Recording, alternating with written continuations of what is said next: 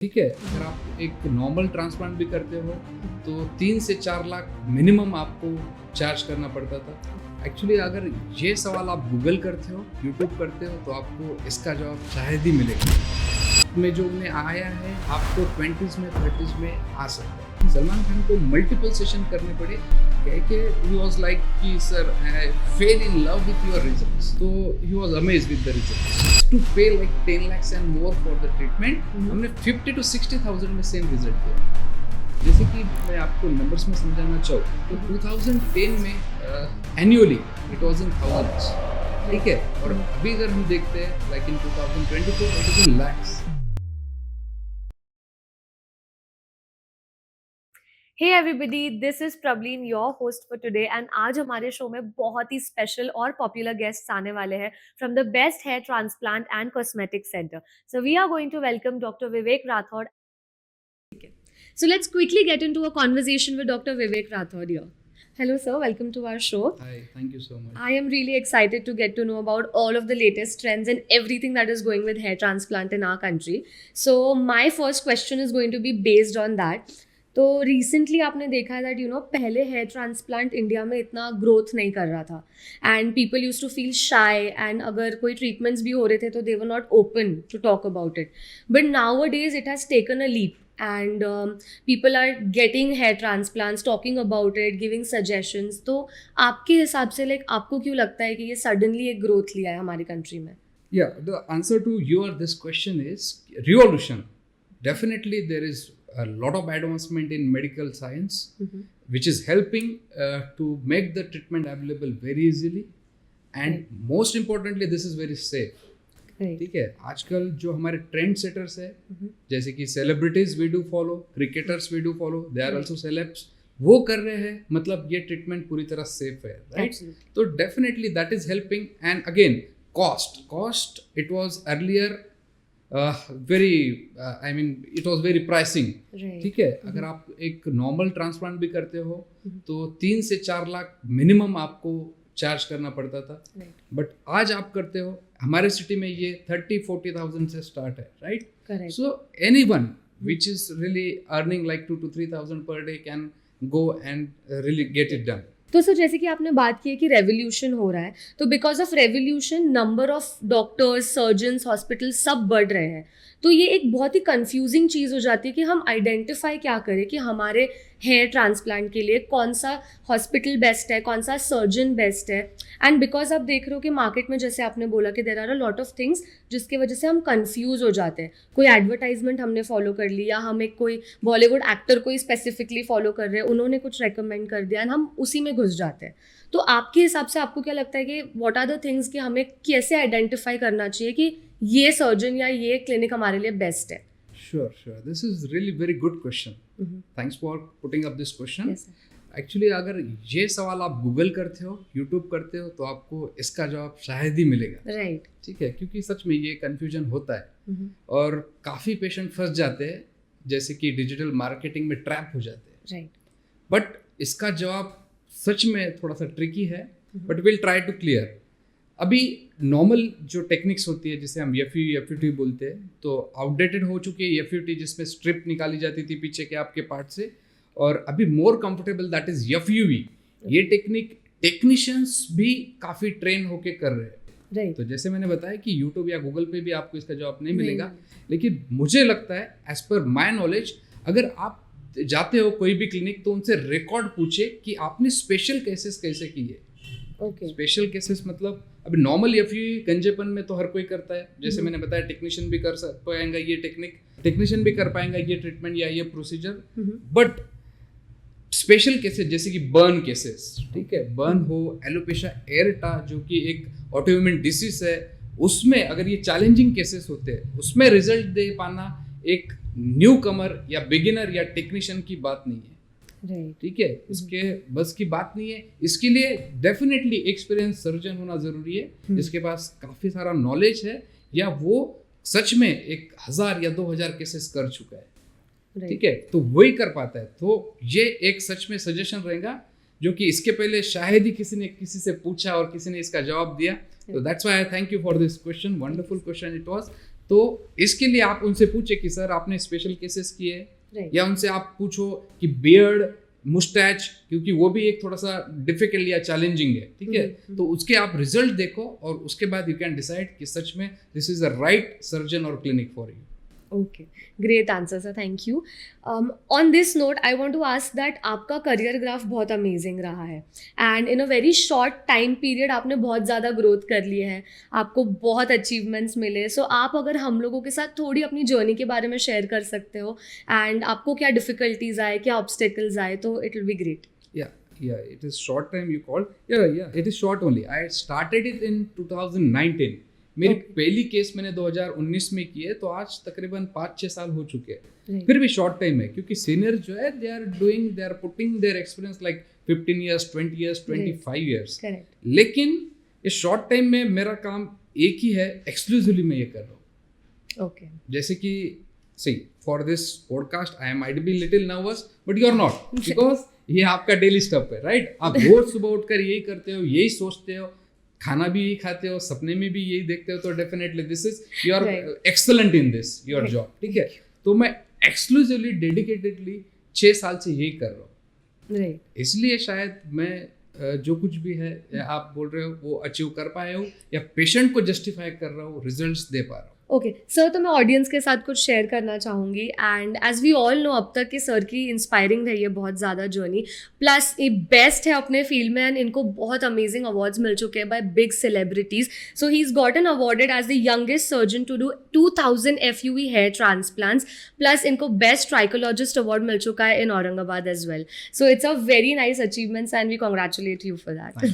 First, to move forward with the conversation, हम लोग आजकल देख रहे हैं कि एज हमारा कॉन्वर्जेसन चल रहा है कि बहुत ही ज़्यादा ग्रोथ हो चुकी है, रेवोल्यूशंस हो चुके हैं, न्यू टेक्निक्स आ चुके हैं. तो आप सर अपने प्रैक्टिस में कैसे मॉडर्न टेक्निक्स यूज़ करते हो, या आप कैसे डिसाइड करते हो कि ये पेशेंट को ये टेक्निक होना चाहिए which is unique to that patient?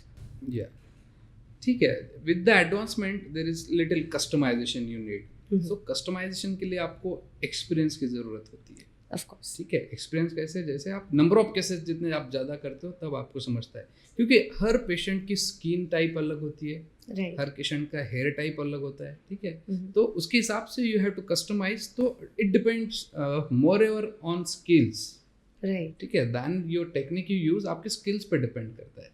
Equipment तो आपको obviously you have to be upgraded always.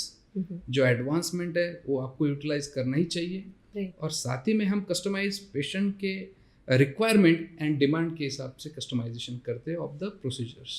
सो अगर सर आप थोड़ा सा हम लोगों को इलेबोरेट करके बता सकते हो कि कैसे ये प्रोसीजर्स है ना इंडियन हेयर के लिए कैसे यूनिक होते हैं, बिकॉज एज यू नो कि अभी सब लोगों के हेयर्स, टेक्सचर्स, हर एक चीज़ में डिफरेंस होता है. तो आई एम श्योर कि उसके टेक्निक्स में भी एंड आप जैसे डिटरमाइन करते हो कि कैसे चीज़ें आप उसको बाइफर्केट करते हो कि this is the treatment for this hair type and for this hair type it's different. तो आप अगर उसके बारे में हमको थोड़ा बता सकते हो.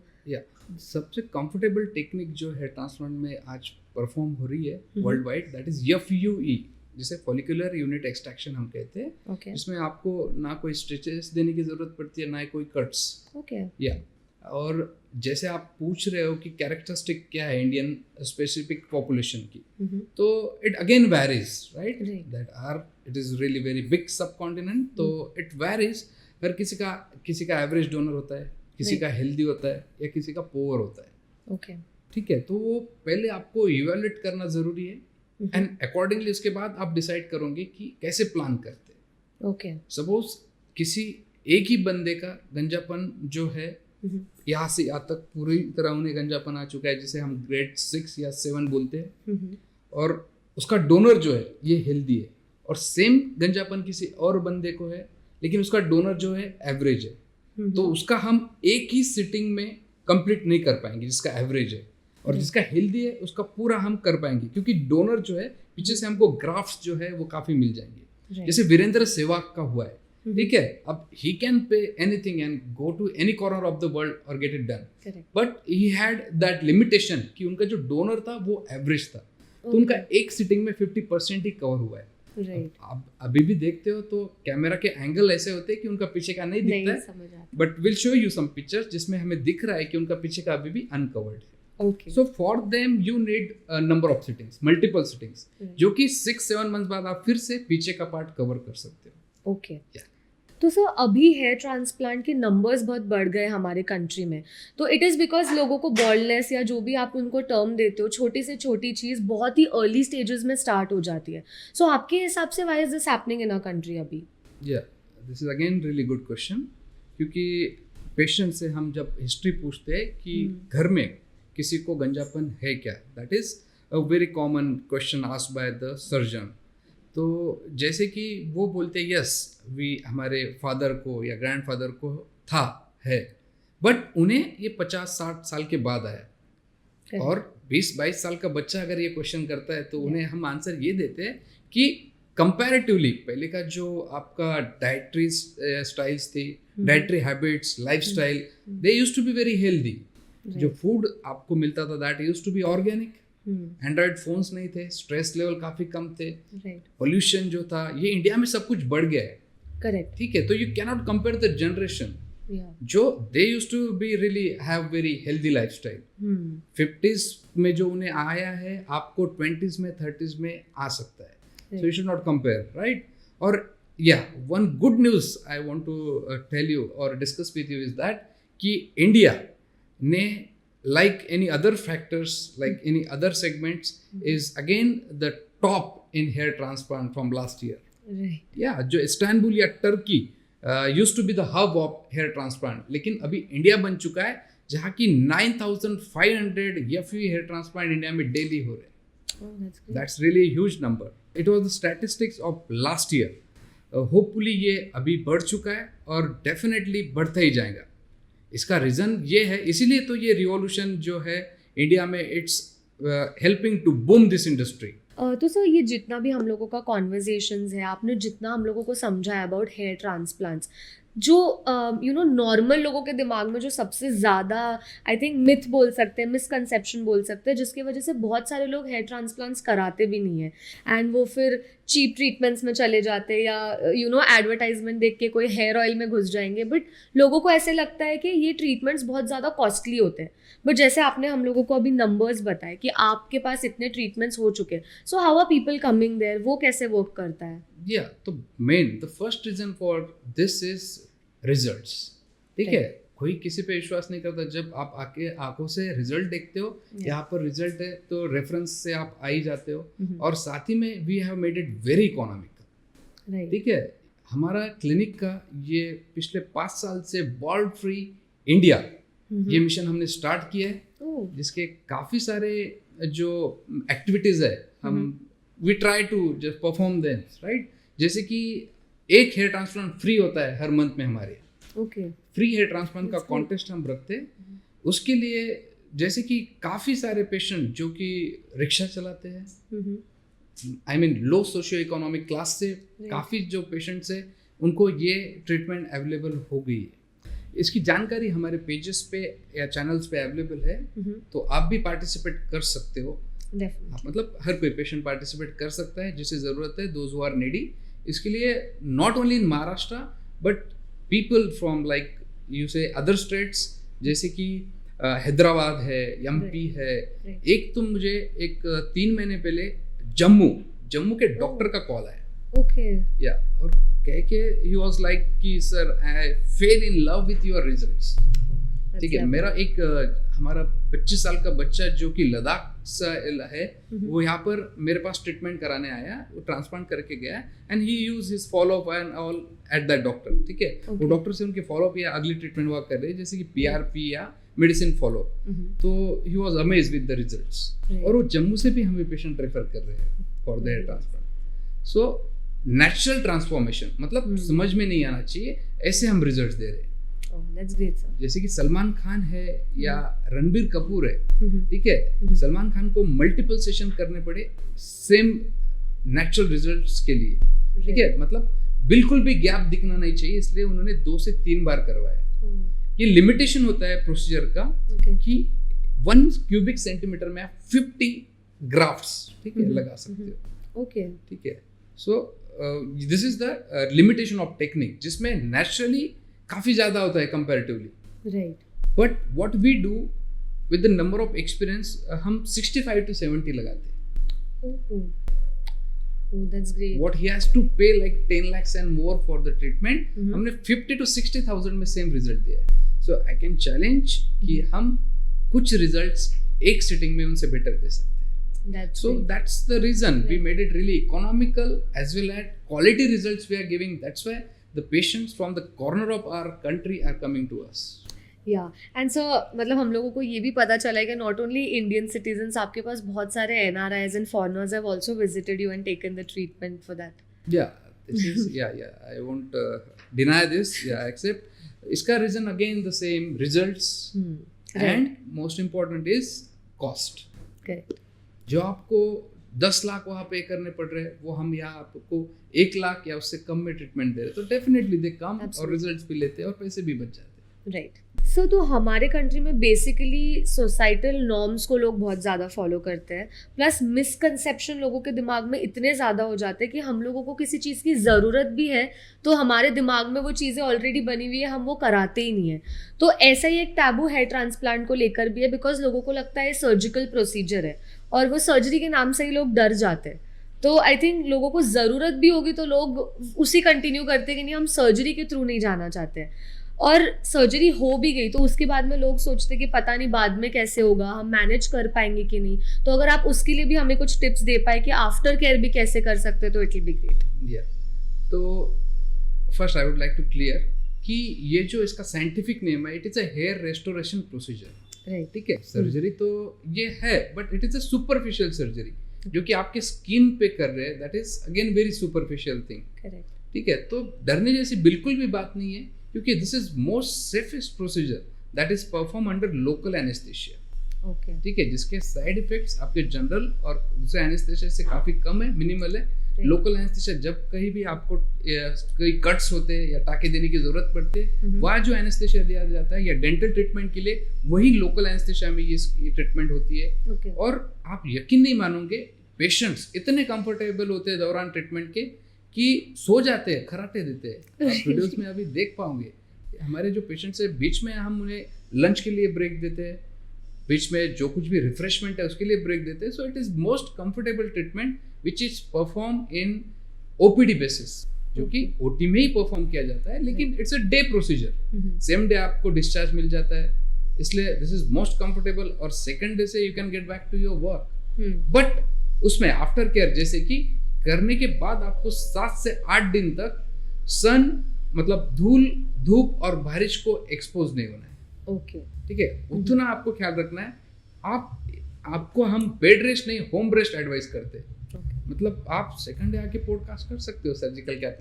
It's that comfortable, right. तो सर ये तो बहुत ही कंफर्टेबल सर्जरी, मतलब सर्जरी तो बोलना भी नहीं चाहिए, as you said it's a procedure. Sir मेरा नेक्स्ट क्वेश्चन ये होगा कि जैसे कि मैंने सुना है कि ट्रांसप्लांटेशन के बाद भी उसे मेंटेन करने के लिए कुछ प्रोसीजर्स करने पड़ते हैं. So how true is that? कुछ खास अलग नहीं. ठीक है, रूटीन ही होता है. जैसे कि आपको हेल्दी डाइट मेंटेन करना है और उसे क्लीन रखना है. ठीक है, अब कुछ पेशेंट में ज़रूरी होता है कि आप PRP जैसे थेरेपी कर सकते हो. आप कई क्लिनिक में जाते हो तो आपको बोलेंगे कि ट्रांसप्लांट के बाद PRP और कुछ मेडिसिन जैसे कि मल्टीविटामिन्स, ठीक है, उसकी ग्रोथ के लिए आप ले सकते हो. That will help. But again I am telling you, सबसे इंपॉर्टेंट है स्किल्स ऑफ सर्जन. ठीक है, अब कुछ पेशेंट जैसे हमारे पेशेंट जो अब्रॉड से आते हैं वो तो करके चले जाते हैं, 2 साल बाद आते हैं, फिर भी उन्हें रिजल्ट सेम ही मिलता है. कुछ खास, लेकिन इट हेल्प्स अ लिटिल. ठीक है, एनहांस करता है. और जो आपके एग्जिस्टिंग हेयर है, मतलब जो बॉल्डनेस आया है वो तो हमने ट्रांसप्लांट से रिस्टोर कर दिए, लेकिन पीछे के जो बाल है जो नहीं जाना चाहिए या उसे बचाना है, तो उसके लिए भी this medicine and PRP therapies will help. Okay. So sir, with that I want to know कि अभी how does the future of our country look for hair transplants, या इस फील्ड में क्या ट्रेडिशंस या ट्रेंड्स न्यू आने वाले हैं जो हम एक्सपेक्ट कर सकते हैं, बिकॉज ग्रोथ हम एक्सपोनेंशियली ऑलरेडी देख रहे हैं. So what can we expect कि आगे फ्यूचर में हमको क्या क्या मिल सकता है? It's going to be amazing. ये जो ब्लैक मार्केट है अगर वो कम हो जाता है तो it's going to be amazing. ठीक है, एंड या everyone is wise to choose their surgeon and clinic these days. Right. तो people like you will definitely help them to choose the right clinic. Definitely. जैसे कि मैं आपको numbers में समझाना चाहूँ तो 2010 में annually it was in thousands. ठीक है, और अभी अगर हम देखते हैं like in 2024 it is in lakhs. Right so over the 10 years it is really very much बहुत ज़्यादा बढ़ चुके हैं, right? Right same like other thing, जैसे कि SIPs जो पहले हंड्रेड्स में थाउजेंड्स में करते थे, करेक्ट जो कि अब लैक्स में ये कर रहे हैं, तो सेम इसका भी it is going to boom and as I said it is going to be really amazing. Right, sir. We'll wait for that to happen. So we are going to have a quick true and false session with sir. So let's quickly get into it and देखते हैं कि क्या सच है और क्या झूठ. Sir, so the first question that we have is only men can get hair transplants. False. ये बिल्कुल गलत है. Why only men should have this benefit, right? Females भी करते हैं, even the transgender are getting it done. ठीक है, तो हर किसी को जिसे जरूरत है, everyone can get it done. But you have to be excellent surgeon or clinic to do that. Right. ठीक है, मेन का इट इज कंपैरेटिवली इजी क्योंकि रूटीन है. ठीक है, ज्यादा गंजापन मेन में कॉमन है and they get expose to the treatment. ठीक है, Correct. बट फीमेल्स जहाँ पर it is a bit challenging. ठीक है, तो उसके लिए अच्छे क्लिनिक में फीमेल्स ट्रांसजेंडर या कोई भी हो उनका ट्रांसप्लांट किया जाता है. डेफिनेटली. सो तो हमारा नेक्स्ट क्वेश्चन ये है कि ट्रांसप्लांट सर्जरी होने के बाद में बहुत महीनों तक लोगों को बेड रेस्ट ही एडवाइस हो जाती है. फॉल्स. जैसे मैंने बताया, बेड रेस्ट तो हम बिल्कुल एडवाइस नहीं करते, होम रेस्ट एडवाइस करते हैं. Right. तो ये एब्सोल्युटली सेफ है. जैसे मैंने ये भी क्लियर किया कि ये सर्जरी से नाम ना दे आप, ये तो हेयर रेस्टोरेशन प्रोसीजर है करेक्ट. जो लोकल एनेस्थीसिया में की जाती है, जिसका हीलिंग पीरियड जो है that's very minimum 1 week hardly. उसके बाद you can given get back to routine. आप बाहर जाके खेल भी सकते हो. ओके. सो तो नेक्स्ट क्वेश्चन ये है कि जो ट्रांसप्लांटेड हेयर होते हैं आर दे टेम्पररी, मतलब कुछ साल बाद क्या वो झड़ जाते हैं? Is it true? False. Okay. Transplant जो डोनर एरिया आपका होता है, राइट? आप अगर देखते हो जो कोई भी गंजा है, जितने भी आपने देखे होंगे आज तक, ये पीछे का पार्ट और साइड का पार्ट जो है वहां के बाल आपके नहीं झड़ते क्योंकि जो मेन कल्प्रिट है that is DST. Okay. DST hormone का ये स्पेसिफिक एरिया पे उसका बिल्कुल भी इफेक्ट नहीं होता है. ओके. तो that is DST resistant part. तो वहां से हम लेते हैं और आगे आपको प्लांट करते हैं. तो definitely they are going to stay longer. Okay. ठीक है. Right, of course. So the next question is very important because we have heard that after transplants, कुछ side effects, कुछ complications, कुछ serious issues होते हैं. So how is it true or false? False. Okay. जैसे कि कुछ side effect या complications are absolutely not there, ऐसा मैं नहीं बोलूँगा. कॉम्प्लिकेशंस साइड इफेक्ट जो है दैट इज मिनिमल, मतलब वो नेग्लिजिबल होते हैं. कोई भी Right. सर्जरी प्रोसीजर करते हो आप तो साइड इफेक्ट लाइक कि पेन, तो pain is not a side effect. ठीक है, लेकिन हेयर रेस्टोरेशन प्रोसीजर में पेन भी नहीं होता है. Okay. लेकिन कॉम्प्लिकेशंस जो आपने क्वेश्चन किया है तो उसके एग्जांपल्स मैं बताना चाहूँगा. जैसे कि आप पूछ रहे हो, जो पेशेंट्स भी पूछते हैं कि कैंसर होता है क्या या कोई Right. बड़ा इन्फेक्शन होता है क्या, Right. तो absolutely not. So that's why I answered it as a false. ठीक है, तो ऐसा बिल्कुल भी नहीं है, कोई भी कोरिलेशन नहीं है कैंसर और हेयर ट्रांसप्लांट प्रोसीजर का. इसी के साथ इंट्रा ऑपरेटिव मतलब सर्जरी के दौरान, प्रोसीजर के दौरान कुछ कॉम्प्लिकेशंस हो सकते हैं.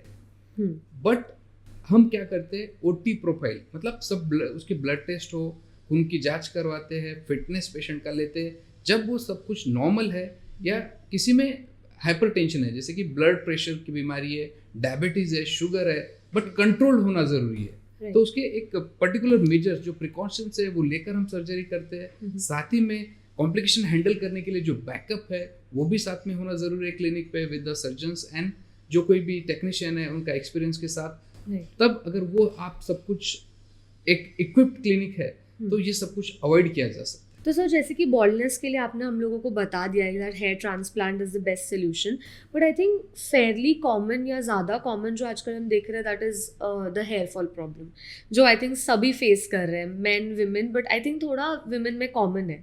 सो इसे कैसे कंट्रोल कर सकते हैं? या obviously hair fall as you said it is really common. काफ़ी लोग परेशान हैं, मोर और फीमेल्स यू आर सेइंग. तो काफ़ी कंडीशंस होती है जिस वजह से हेयर फॉल होता है. पहले तो वो रूल आउट करना ज़रूरी है, जैसे कि हार्मोनल इम्बैलेंस हो या न्यूट्रिशनल डिफिशिएंसी हो या जैसे कि डायबिटीज, थायराइड, स्ट्रेस, जो कुछ भी है वो रूल आउट करके उस पर काम करना ज़रूरी है. साथ में आप इसके लिए medicine and PRP, GFC, threads ऐसे कंबाइंड ट्रीटमेंट कर सकते हो. ओके. इससे भी आपको काफ़ी अच्छा रिजल्ट मिलेगा and you will prevent the baldness. Also sir market में आजकल बहुत ही ज़्यादा गिमिक्स चल रहे हैं, जैसे कि हमने एक आदिवासी हेयर ऑयल देखा था, एवरीबडी वाज सेइंग यही है इन द मार्केट, एंड बहुत सारे सेलिब्रिटीज़ हो गए, इन्फ्लुएंसर्स हो गए, एवरीबडी प्रमोटेड दैट. और एक ट्राया नाम की कंपनी है, दे आर सेइंग कि हेयर ट्रांसप्लांट की आपको ज़रूरत ही नहीं पड़ेगी. सो ये क्या है सर, मतलब how is it working, is it true, what is happening in this sector? ठीक है, चलो अभी आपने तो नाम लिया, बट आई वोंट कमेंट. फिर भी आदिवासी ऑयल, इसके मेरे ओपीडी में रोज 2 से 3 पेशेंट आ रहे हैं जिन्होंने एक 6 महीने पहले 7 महीने पहले स्टार्ट किया था लगाना, और साथ में बहुत ही एडवर्स साइड इफेक्ट्स लेके मेरे साथ आए, मेरे सामने आए, जिन्हें हमें डिसकंटिन्यू करना पड़ा, और पहले वो इन्फेक्शन हो या जो कोई भी उसके साइड इफेक्ट हो वो करेक्ट करना पड़ा. So again that is not medical research based thing. ठीक है, कोई भी चीज मेडिसिन हो या ड्रग हो, जब उसका एक प्रॉपर ट्रायल होता है, रिसर्च होता है, उसी बाद उसे यूज किया जा सकता है. जो that should be safe, human के लिए वो पूरी तरह सेफ होना चाहिए, तभी आप उसको यूज कर सकते हो. And again you spoke about someone who is saying कि हेयर ट्रांसप्लांट की जरूरत नहीं है. ठीक है, इसका जैसे आपने बताया कुछ इन्फ्लुएंसर हो या सेलिब्रिटी हो जो कि प्रमोट कर रहे हैं, तो उनके ही जो कलीग्स है, जैसे महेंद्र सिंह धोनी, हार्दिक पांड्या, उन्होंने क्यों करवाया हेयर ट्रांसप्लांट? फिर अगर जरूरत ही नहीं थी तो क्यों करवाया? Obviously again it is a gimmick. ठीक है, तो इंडिया में this is again very common. हर किसी को बड़ा होना है तो they can be like trap करके बड़े हो सकते हैं. So that is again wrong. Permanent solution जो है, जो क्लिनिकल बेस्ट है, that is a hair transplant. So sir we thank you so much for joining us today, and बहुत ही इन्फॉर्मेटिव सेशन था, एंड आई थिंक हम सब लोगों ने आज बहुत ज़्यादा सीखा है. So thank you so much for that. So we had a very lovely conversation with doctor Vivek, and I hope that you are as aware as I am from this session, and हम लोगों को बहुत कुछ सीखने मिला. So see you all and thank you until next time.